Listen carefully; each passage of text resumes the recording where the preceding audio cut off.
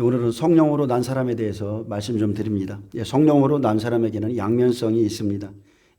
하나님이 내 안에 임하셨다는 증거를 갖고 있다는 말입니다. 요한복음 4장은 구원의 진리와 성령 안에서 흐르는 진리의 샘물에 대해서 비유로 풀어주셨다면 예수님의 입으로 나온 그 말씀이 물이고 생수며 기쁨이고 구원의 길이며 진리요 생명인 것을 알 수 있습니다. 내게 말하는 내가 그니라. 사마리아 여인이 이 말씀을 찾아다녔듯 여러분도 이 음성을 들으시길 축복합니다. 예수님은 성경의 많은 비유를 통해 진리를 그 안에 비유의 말씀으로 넣어 놓으셨는데 그래서 갈급한 자들이 찾는 겁니다. 성경은 예수님을 찾는 책이에요. 그래서 이것을 찾다가 발견하면 모든 것을 팝니다. 그곳에는 시간도 있겠죠. 그래서 그 시간을 통해서 감추인 보화를 사기 위해서 날마다 주님께 나옵니다. 삶의 우선순위가 바뀐다는 겁니다. 예수님 안에 감추인 보화, 그것은 다른 게 아니고 영생의 말씀입니다. 영생의 말씀. 요한복음 10장 1절에서 16절엔 주님과 우리 사이를 양과 목자의 관계로 설명했습니다. 이것도 비유의 말씀이고 15장 또 1절에서 8절은 과수원 곁에 지나가시다 포도나무를 가리키며 하나님 아버지와 우리의 끊을 수 없는 생명의 관계를 가지고 있다는 진리를 말씀하신 것도 다 비유입니다. 하나님은 농부고 예수님은 포도나무시고 우리는 가지고 그러나 거기에는 무슨 뜻이 있겠죠. 그 안에는 숨겨져 있습니다. 주인은 하나님이시고 예수님께 붙어있는 우리는 깨끗해야 되고 그래야 열매를 맺습니다. 우리 힘으로는 깨끗하게 할 수 없다는 것, 이게 성경의 진리입니다. 우리 힘으로 되지 않습니다. 그래서 항상 예수님께 붙어 있어야 자양분을 받고 그 뿌리의 힘 때문에 우리가 깨끗해집니다. 그리고 열매로 그 나무를 알게 됩니다. 이파리만 무성한 나무는 수없이 많지만 가을녘에 추수할 때가 되면 열매를 통해서 그냥 그 나무가 어떠했는지 그냥 알게 되는 겁니다. 처음에 다 몰라요. 근데 열매를 통해서 이 나무가 그 나무였네. 그냥 압니다. 그래서 비유에는 실체가 있고 하나님이 말씀하고자 하는 뜻이 들어있고 진리를 우리가 이 진리를 제대로 깨달으면 사람이 바뀌게 되어 있습니다. 성령으로 깨닫지 않고 인간 지식으로 전하는 진리는 전하는 것은 진리가 아닙니다. 자기 뜻을 전하는 설교가 진리가 아니라는 거예요. 그냥 하나님의 뜻, 이론으로 깨달아 전하는 지식으로는 사람이 바뀔 수가 없습니다. 성령을 통해서 가슴으로 받는 진리, 하나님이 내게 오셔서 열어주시는 그 진리가 우리를 실제로 변화시킵니다. 그래서 우리가 성령의 깨닫게 하심, 그것을 구해야 되는데 그것은 오직 하나님과의 관계 안에서 가능해집니다. 예수님께서 니고데모에게 말씀하실 때 이런 대화가 성령님과 우리 사이에 있기를 원합니다. 예수님께서 니고데모에게 말씀하셨을 때 물과 성령으로 나는 것을 아무리 설명을 해도 이해하지 못했습니다. 육과 영으로 나는 것을 설명해도 깨닫지를 못하니 이제 바람을 비유로 이것은 이러하다라고 말씀하십니다. 3장 8절 보겠습니다. 3장 8절 읽기 전에 제가 먼저 육으로 난 것은 육입니다. 아멘. 여기는 영으로 번역해놨는데 성령으로 난 것은 영이에요. 그래서 우리는 육으로 나고 또 한번 예수님을 영접함으로 성령으로 다시 한번 나야 돼요. 내가 내게 거듭나겠다 하는 말을 놀랍게 여기지 말라. 놀랍게 여기지 말라. 바람이 임으로 불매 내가 그 소리는 들어도 어디로 와서 어디로 가는지 알지 못하나니 성령으로 난 사람도 다 그러하니라. 보이지 않습니다. 근데 소리는 들을 수 있고 바람이 지나가는 흔적도 느낄 수 있죠. 성령으로 거듭나는 것은 마치 바람이 지나가는 것과 같다고 하셨지만 아직도 니고데모는 예수님의 말씀을 깨닫지를 못합니다. 사실 이 말씀은 자기에게 경험되기 전까지는 알 수 없는 말씀입니다. 그의 신분은, 그의 영적인 배경은 유대인 전체 60명 관원 중에 한 명으로 종교적으로는 정말로 지식인인데 이 신비를 그는 알 수가 없었습니다. 이와 같이 성령으로 나는 것은 여러분 신비가 있습니다. 성경은 바람에도 길이 있다고 그러죠. 바람도 가는 길이 정해져 있습니다. 계절에 따라 절기에 따라 기후에 따라 움직이는 바람은 보이지 않으나 향기가 있고 힘이 있으며 보이지 않으나 닿는 곳에 영향을 줍니다. 그래서 우리가 봄바람, 가을바람, 겨울바람, 추억 속에 잊혀지지 않는 바람의 느낌이 있습니다.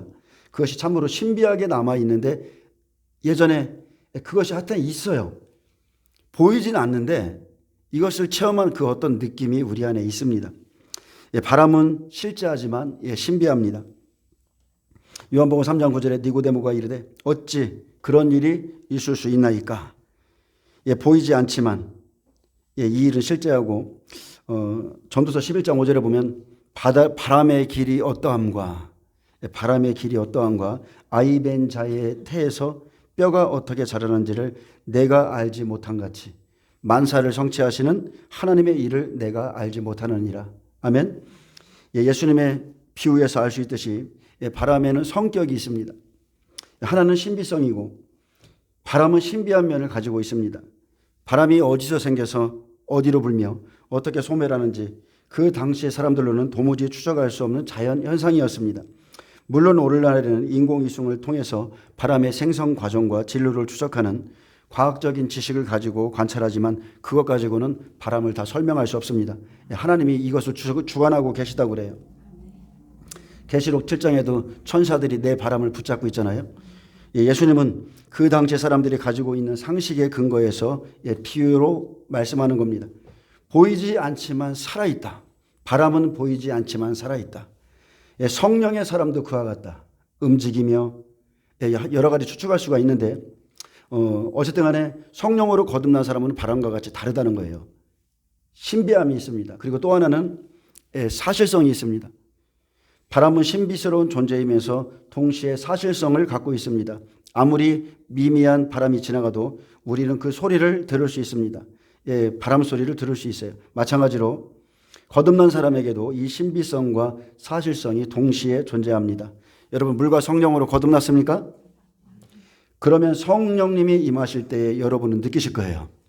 때로는 바람과 같이 불과 같이 하나님의 자녀로 태어나는 신비로운 사건이 일어납니다. 동시에 반드시 삶의 변화라고 하는 사실적인 증거가 따라옵니다.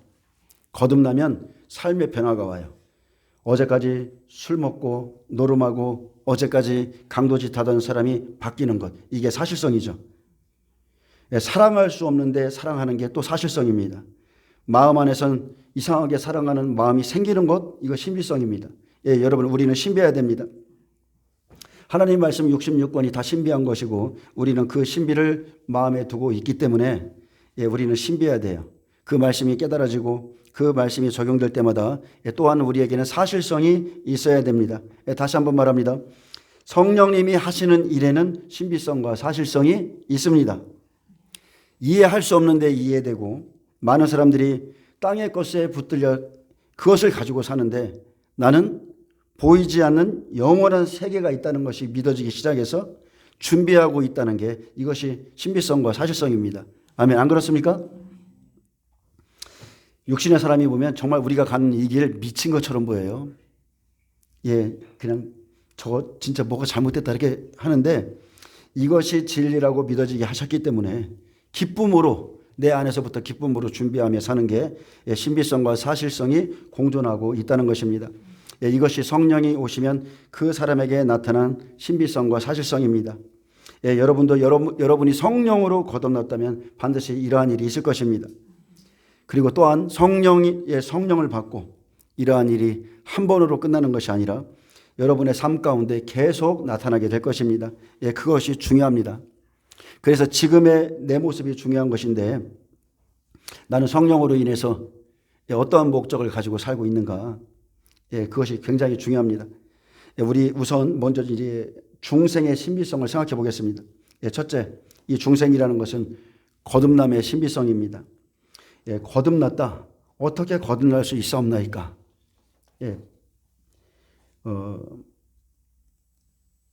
니고데모가 묻죠. 진실로 사람이 늙으면 어떻게 거듭날 수 있사옵나이까? 두 번째, 모태에 들어갔다 날 수 있사옵나이까? 이것은 거듭나기 이전에 할 수 있는 말이지만 거듭남은 너무나도 신비스러운 사건이기 때문에 옆에서 어떤 사람이 있어도 그 사람에게만 적용되는 말씀이에요. 이 말씀의 의미를 아시겠죠? 함께 있는데 그 사람에게만 하나님이 임하시고 계시고, 예, 이게 참으로 이게 신비로운 겁니다. 그 장소에 있지만 무엇으로도 이 감정과 신비를 설명할 수 없는데 정말 내 안에 빛이 임하고 성령님이 오셔서 사람의 마음을 한순간에 씻겨내시고 어떻게 그렇게 새 마음을 주시는지, 예, 갑자기 성령님이 오시면, 예, 제가 남자이기 때문에 비유를 자꾸 이쪽으로 하는데 담배와 술이 싫어지고 좋아하는 것들이 싫어지고 하나님을 따르고 싶은 사랑이 그렇게 밀려오는지 이것을 설명할 수가 없습니다. 그냥 한순간에 세상을 뒤돌아보지 않게 하시고 그냥 하나님이 우리 마음에 두신 그 주님의 사랑 때문에, 그 은혜 때문에 그날 주님과의 만남이 잊혀지지가 않아서 그렇게 성령이 오셔서 우리를 거듭나게 하셨는데, 예, 근데 우리는 그 성령님을 놔두고, 이게 중요합니다. 그렇게 주님이 찾아오셔서 우리를 이끌어 가시고 만나 주셨는데 우리는 시간이 지나다 보니까 그 성령님을 놔두고 어떻게 해요? 사람들에게 무슨 신령한 것을 받을 게 있나 없나 찾으러 다니는 거예요. 어느새 우리가 이렇게 됩니다. 여러분이 그냥 하나님 앞에 엎드려 있으면 하나님이 찾아오시는데 우리는 사람에게 무엇을 받을 수 있는 게 없나? 예, 그렇게 어울리다 보면 처음 사랑이 그렇게 식어지는 겁니다. 식어지고 내가 예전처럼 나를 의지하고 찾고 있느냐? 성령님이 우리에게 책망하세요. 네가 이전처럼 나를 그렇게 의지하고 찾고 있느냐? 예, 주님이 그렇게 물으십니다. 모세에게는, 예, 거듭난 시내산이 있었습니다. 다윗에게는 말할 수 없는 광야 같은 황무지가 있었고, 엘리야에게는, 예, 로뎀나무가 있었고, 예수님에게는, 예, 광야가 있었습니다. 사도 바울에게 아라비아 광야가 있었고, 나다나에겐, 예, 주님을 만난 그 무화과 나무가 있었어요. 여러분 반드시 주님을 만난 그 장소가 있습니다. 나를 거듭나게 한 그 장소, 예, 각자에게 있어야 됩니다. 그래서 지금도 먹고 사는 문제 때문이 아니라 하나님 앞에 내 자신을 내놓고 독대하는 장소가 지금 나에게 있는가? 그러한 골방이 나에게 있는가? 지금 나의 영적 생명을 잃게 하고 무능하게 만드는 일들과 다른 이에게도 생명 주지 못하는 하나님의 일 같은 일을 내가 혹시나 하고 있지 않은가? 쓸데없는 것들에서 여러분 과감하게 벗어나셔야 돼요. 모르겠습니다. 저는 이 유튜브를 나가기 전까지 주님과 굉장한 친밀감 속에 있었는데 오히려 주님의 일을 한다는 그것 때문에 나도 모르게 주님과 멀어짐을 느껴요. 이것은 부인할 수 없는 사실입니다. 그러나 사역이나 일보다 이것은 나의 어떤 욕심일 수 있어요. 꼭 내가 사역자로 부름 받았기 때문에 내가 사명자이기 때문에 꼭 이렇게 해야 되라는 나의 생각일 수 있고 나의 어떤 그 사명에 대한 부담감일 수 있어요. 근데 그게 중요한 게 아니라는 것을 갈수록 느낍니다. 내 안에 주님의 임재는 덜 느껴지고 내가 지금 죽은 자 같이 되어 있는데 일만 열심히 하는 것은 내게 유익하지 않습니다. 그렇기 때문에 여러분 사역이나 일보다 먼저 주님으로 채우세요. 주님 앞에 나가서 채우시고 거하고 배우는 시간을 가지셔야 됩니다. 제자들은 항상 그렇게 했습니다. 항상 예수님 같이 다니고 또 따로 와서 주님께 계속 묻고 주님과 그 관계를 유지했어요. 그래서 내게 성령의 불이었고 내 안에 특별히 주님에 대한 사랑이 식어져 있다면 내가 어디 가서 그 사람들에게 불을 주며 그 사랑을 전하고 그렇게 하겠습니까? 내 심령이 먼저 뜨거워지도록 주님을 만나시기를 축복합니다. 성령이 오시면 우리가 하나님의 자녀로 태어납니다. 그리고 천국을 우리 안에 주시죠. 말씀의 씨앗을 뿌리시고 하나님의 사랑과 은혜와 긍휼과 자비가 막 부어집니다. 그러나 성령과 말씀이 이제 우리 안에 오셔서 어떻게 이렇게 작용하며 그렇게 놀라운 신비스러운 일이 우리 안에 일어나는지 아무도 설명할 수는 없습니다. 분명히 씨가 뿌려졌지만 어떻게 자라는지는 하나님만이 아시는 거예요. 그래서 이것은 하나님만이 아시는 신비임에 틀림없습니다. 100여 년 전에 진화론을 발표해서 기독교에 엄청난 해를 끼친 찰스 다윈을 기억하실 것입니다. 학문상으로는 그로 인해서 창조론이 교과서에서 사라지게 했던 인물입니다. 이 일은 얼마 되지도 않았어요. 그가 한 번은 남아메리카 부족들을 상대로 진화 과정을 연구하고 있었습니다. 원숭이로부터 사람으로 발전하는 진화 과정에 어떤 근거를 찾으려고 했습니다. 그때 그는 파타고니아 원주민을 만났는데 그의 모습이 인간으로 보이지 않았습니다. 그 어떤 인간으로 간주하기에는 약간 비인간적이고 짐승으로 보기에는 너무 인간적인 모습을 하고 있었기 때문에 그래서 그는 그들을 원숭이와 인간의 중간쯤으로 그렇게 생각했습니다. 결국 다윈은 그 부족을 연구 대상에서 제외시켰습니다. 인간도 아니고 원숭이도 아닌 중간에 있는 그들을 포기했던 겁니다. 근데 중요한 건 이겁니다. 근데 얼마 후 선교사가 들어가서 그들에게 복음을 전했습니다. 근데 그들이 복음을 받아들이자 놀라운 변화가 일어났습니다. 복음을 받아들인 그들이 삶의 변화가 일어나는 겁니다. 그들이 받은 것은 말씀밖에 없어요. 그 말씀을 받았는데 그들의 삶이 바뀌고 그들의 모든 것이 변화되었습니다. 그래서 진짜 복음을 내가 받아들였다면 반드시 내게 변화가 와야 됩니다. 아멘. 추장을 위시해서 대부분의 사람들이 성령을 체험했습니다. 이렇게 되니까 그들의 관습, 그들의 생활이 달라지기 시작했는데 두 번째 그들을 찾아온 다윗은 그 모습을 보고 그들의 변화된 모습을 보고 너무나 놀랐다고 합니다. 그리고 그 선교사님에게 헌금을 드렸다는 말이 전해지고 있습니다. 이런 거듭남의 역사는 너무나 신비스러운 것입니다. 또 그들이 변하는 사실성도 함께 공존합니다. 그 미개한 종족이 우리가 볼 때는 과연 저 사람이 우리가 전하는 복음을 받아들일 수 있을까? 미개해 보이고 저런 사람이 예수님을 믿고 따를 수 있을까? 이렇게 생각할 수 있겠지만 이 미개한 종족이 하나님의 자녀로 바뀌는 과정을 일일이 설명할 수 없고 그 신비의 뚜껑도 다 열어볼 수 없지만 하나님께서 하시는 일이라는 분명한 것은 알 수 있습니다. 하나님이 하셨기 때문에 그들이 변화된 겁니다. 그리고 그들의 변화를 보니 신비성이 있는 곳에는 사실성도 함께 있다는 거예요. 이것이 성령의 역사입니다. 다윗은 이렇게 고백했습니다. 시편 139편 14절에 내가 주께 감사하오문 나를 지으심이 신묘막책하심이라. 주의 행사가 기이함을 내 영혼이 잘 아나이다. 여러분 예수님을 믿으며 이러한 거듭남의 고백과 간격이 있어야 됩니다. 하나님이 내 삶에 하시는 일을 보니까 정말로 신묘막책하다. 이것을 어떻게 표현할 간격이 없는 거예요. 신묘막책하다는 말은 너무 신비해서 이해가 되지 않는다는 뜻입니다. 그래서 예수 믿고 중생한 것은 어떻게 설명할 길이 없습니다. 설명을 할 수 없는 신비로움이 있고 그냥 은혜로다. 은혜로다. 이거밖에 없어요. 둘째는 거듭남의 신비성입니다. 거듭남의 사실성입니다. 거듭남은 신비성뿐이 아니라 사실성도 갖고 있습니다. 늦가을 어두워가는 저녁에 바람이 지나가면서 앙상한 가지에 매달려 있던 그 가랑잎을 살짝 건드립니다. 그러면 바람은 반드시 소리를 냅니다. 바람이 소리를 내는 것과 그 바람을 맞는 현실이 소리를 냅니다. 성령이 오시면 성령을 만난 나에게서 그렇게 열매가 하나씩 나오는 것입니다. 세상은 알 수 없고 보이지 않으나 그 존재를 볼 수도 없으나 바람을 만나면 현실의 일이 일어납니다. 성령이 오시면 성령의 소리를 반드시 내죠. 하늘의 언어가 가치관이 다 바뀌는 거예요. 그리고 소리뿐만이 아니라 이제 지나간 흔적을 남깁니다. 그렇게 해서 자기의 존재를 알리는 거예요. 다른 것으로 자기의 존재를 알리는 게 아닙니다. 이것이 바람의 사실성입니다. 거듭난 자에게도 비슷한 사실성이 꼭 따라옵니다. 그것은 삶의 변화입니다. 삶의 변화는 반드시 가치관이 바뀌었다는 거예요. 거듭나서 새 사람이 되었기 때문에 따라오는 변화, 이것을 숨길 수가 없습니다. 내가 숨기려고 해도 이거는 숨길 수가 없어요.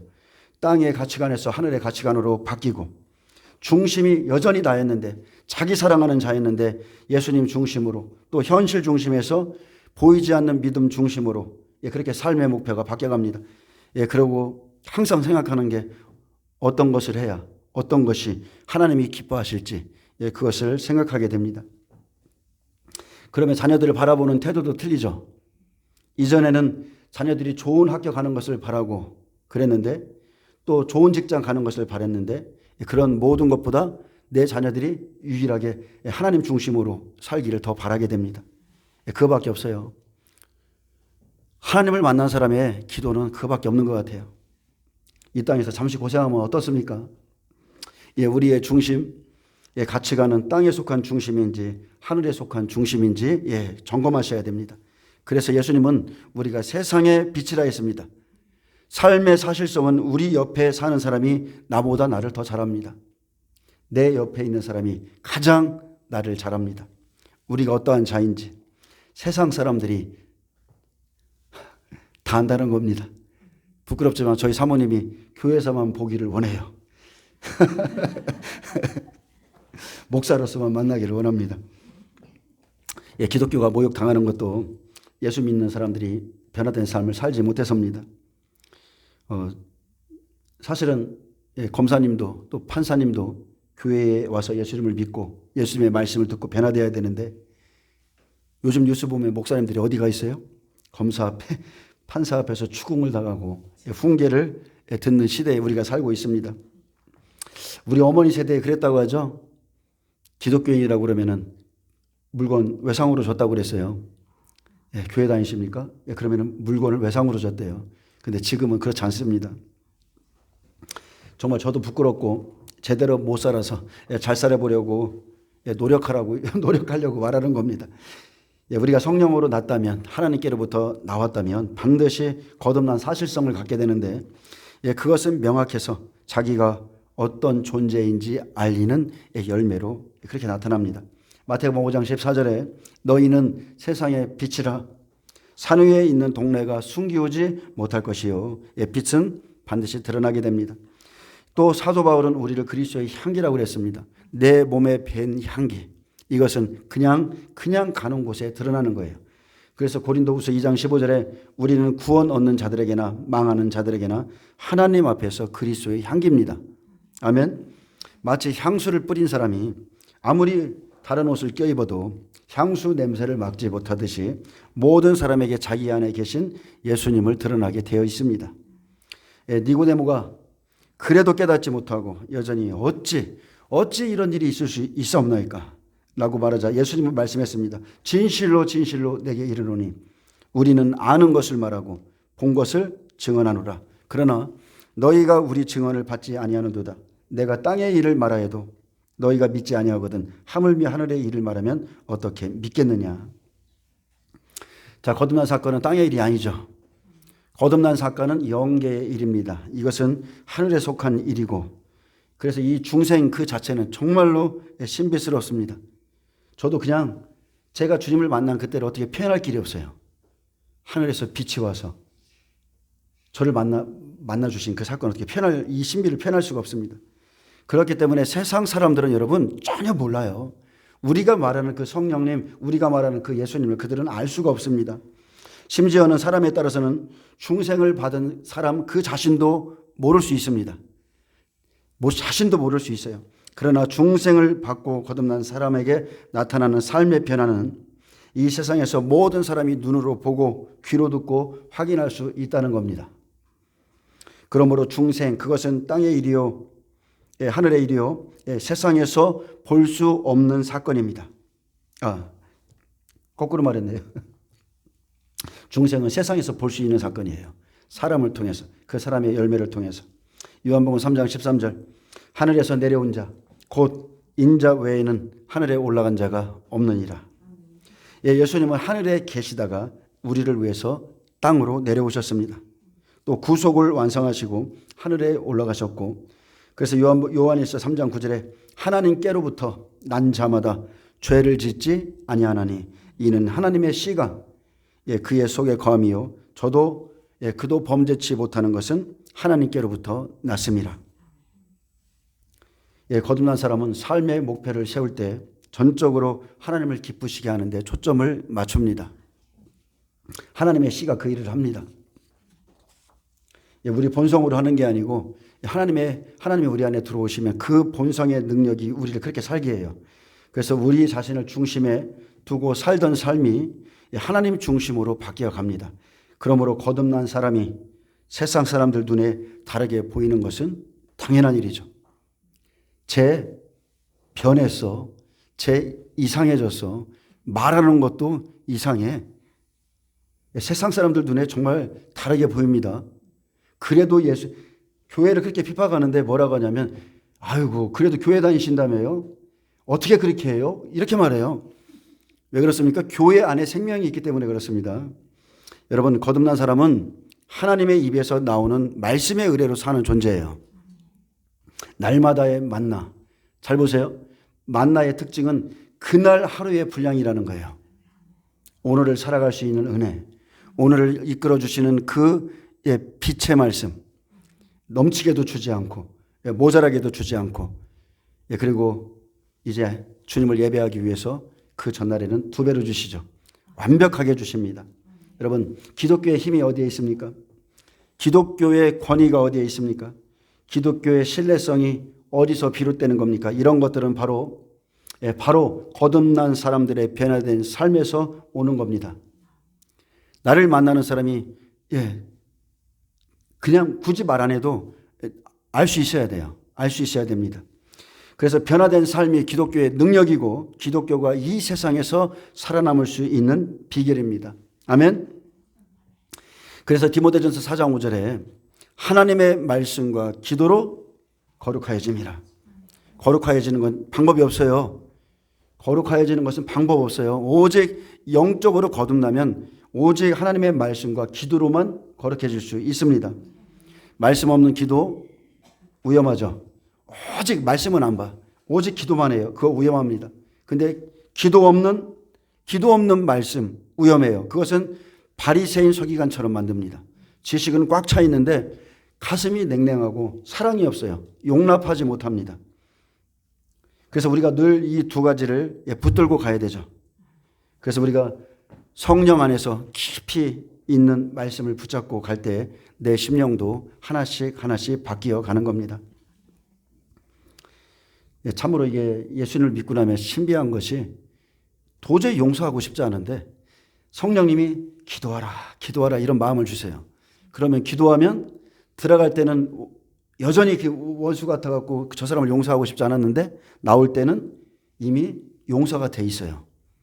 그래서 분을 그 하루 이상 품지 않습니다. 그렇게 돼가는 것 같아요.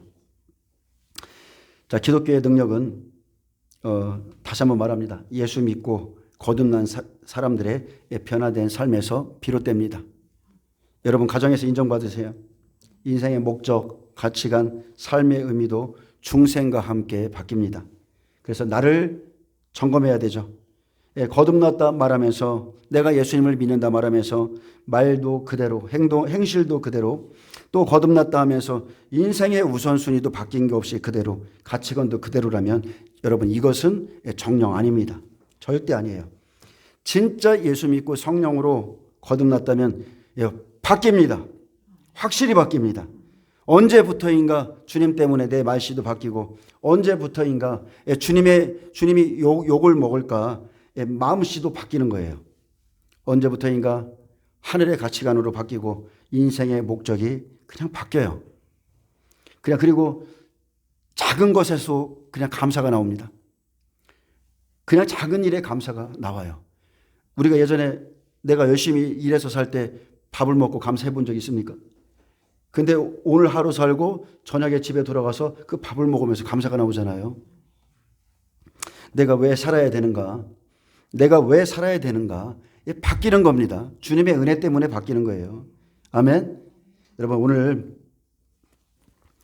구약의 요한복음은 특별히 이제 예수님께서 구약의 율법의 대표자 니고데모를 부르시는 장면이죠. 이에게 예수님을 찾아올 마음을 주시죠. 쉽게 말하면 니고데모는 율법을 통해서 계속 저녁이 되고 아침이 오니 첫째 날이니라. 그래서 예수님을 만나게 되는 거예요. 말씀을 붙잡고 있기 때문에 예수님께 나오는 겁니다. 그리고서 요한복음에서 3장에서 니고데모에게 네가 이제부터는 예수님이 이 땅에 오신부터는 네가 이제부터는 물과 성령으로 나지 아니하면 하나님 나라에 올 수 없어. 내 아버지에게 올 수 없어라고 알려주신 거예요. 율법은 여기까지라는 거예요. 여기까지입니다. 그리고 이제 4장에서부터 이방인들에게 복음이 어떻게 들어가는가. 이렇게 보여주시는 사건이죠. 여러분, 하나님이 보내신 이는 하나님의 말씀을 한다고 그랬어요. 이는 하나님이 성령을 한량없이 부어주심이라. 아멘. 성령을 받으세요. 한량없이 받으세요. 넘치도록 받으시길 축복합니다. 그러면 그 안에 있는 모든 것이 여러분의 것이 됩니다. 기도할